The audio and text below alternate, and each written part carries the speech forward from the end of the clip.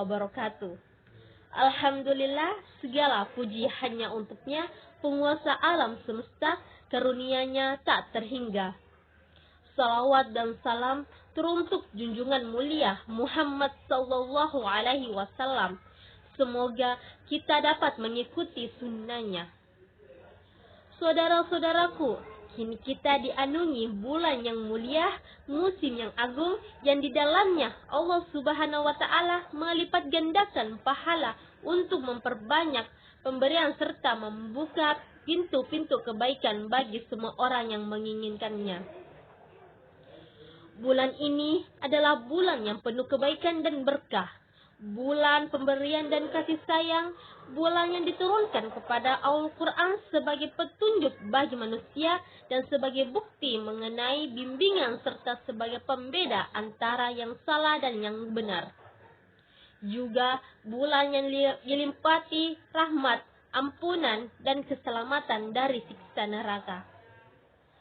Disebutkan dalam kitab Sahih Bukhari dan Sahih Muslim dari sahabat Abu Hurairah bahwa Rasulullah Shallallahu Alaihi Wasallam bersabda, bila bulan Ramadan datang, maka bukanlah pintu-pintu surga dan ditutup pintu-pintu neraka, serta diikatlah setan-setan.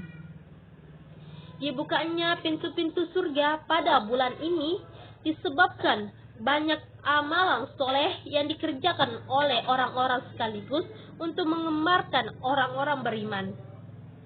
Sedangkan ditutupnya pintu-pintu neraka dikarenakan sedikitnya kemaksiatan yang dilakukan oleh orang-orang beriman. Adapun diikatnya setan-setan memiliki pengertian bahwa mereka tidak dapat mengganggu orang-orang baik. Itu sebagai yang dapat mereka lakukan pada bulan lain. Imam Ahmad meriwayatkan suatu hadis dari Abu Hurairah bahwa Nabi Shallallahu Alaihi Wasallam bersabda, di dalam bulan Ramadan umatku diberi 5 perkara yang tidak pernah diberikan kepada umat-umat sebelumnya.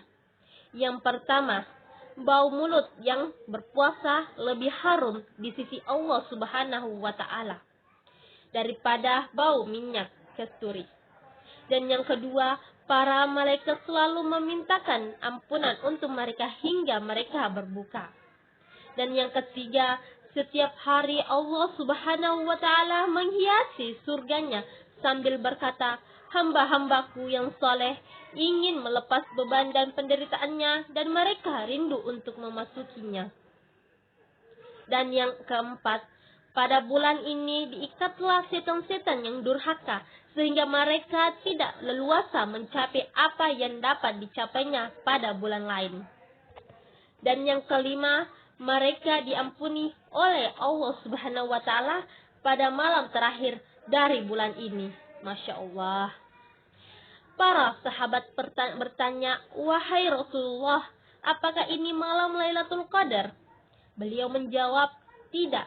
Karena orang yang bekerja itu akan dipenuhi upahnya manakala sudah menyelesaikan pekerjaannya. Saudara-saudaraku, inilah 5 perkara yang Allah Subhanahu wa Ta'ala simpan dan anugerahkan khusus hanya untuk kalian, bukan diperuntukkan bagi umat yang lain. Karena Dia hendak menyempurnakan nikmat-Nya atas kalian. Nah, berapa hanyakan nikmat Allah Subhanahu wa Ta'ala telah diberikan untuk kalian? Dia beriman.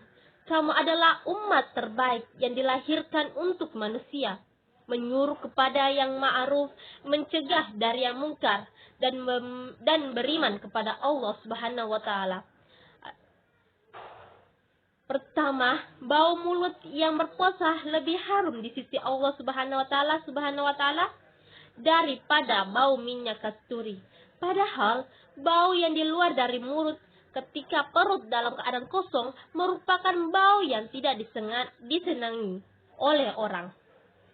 Namun di sisinya hal ini lebih harum dibandingkan bau parfum jenis apapun. Sebab bau tersebut timbul dari ketaatan beribadah kepadanya. Segala sesuatu yang timbul dari peribadahan dan sikap menaati Allah disukai olehnya, dan akan diganti dengan sesuatu yang lebih baik dan lebih mulia. Tidaklah Anda lihat orang yang mati? Yang kedua, para malaikat memintakan ampun bagi mereka hingga mereka berbuka. Sedangkan malaikat adalah hamba-hamba Allah Subhanahu wa Ta'ala yang dimuliakan dari sisinya, yang tidak pernah melanggar perintahnya dan selalu melaksanakan apapun yang diperintahkannya. Maka sudah sewajarnya kalau Allah Subhanahu wa Ta'ala mengabulkan permohonan mereka untuk orang-orang yang berpuasa, yang memang sudah diizinkan Allah Subhanahu wa Ta'ala. Ketiga, Allah Subhanahu wa Ta'ala menghiasi surganya setiap hari sambil berkata, hamba-hambaku yang soleh ingin melepaskan beban dan penderitaannya, dan mereka sangat ingin memasukimu. Allah Subhanahu wa Ta'ala menghiasi surganya setiap hari merupakan persiapan untuk menyambut para hambanya yang baik dan untuk menambah semangat mereka agar semakin menginginkan untuk masuk ke dalam surganya. Dan keempat, setan-setan yang diikat dengan rantai dan belenggu sehingga mereka tidak dapat menyesatkan hamba-hamba Allah yang soleh dari kebenaran. Hal ini termasuk pertolongan Allah Subhanahu wa Ta'ala kepada mereka, hamba-hamba yang soleh, dengan cara menahan musuh-musuh mereka yang senantiasa mengajak para pengikutnya menuju neraka. Oleh karena itu, bisa didapat orang-orang yang soleh pada bulan Ramadan ini lebih bersemangat untuk melakukan kebaikan dan meninggalkan kemungkaran dibandingkan dengan bulan-bulan lain.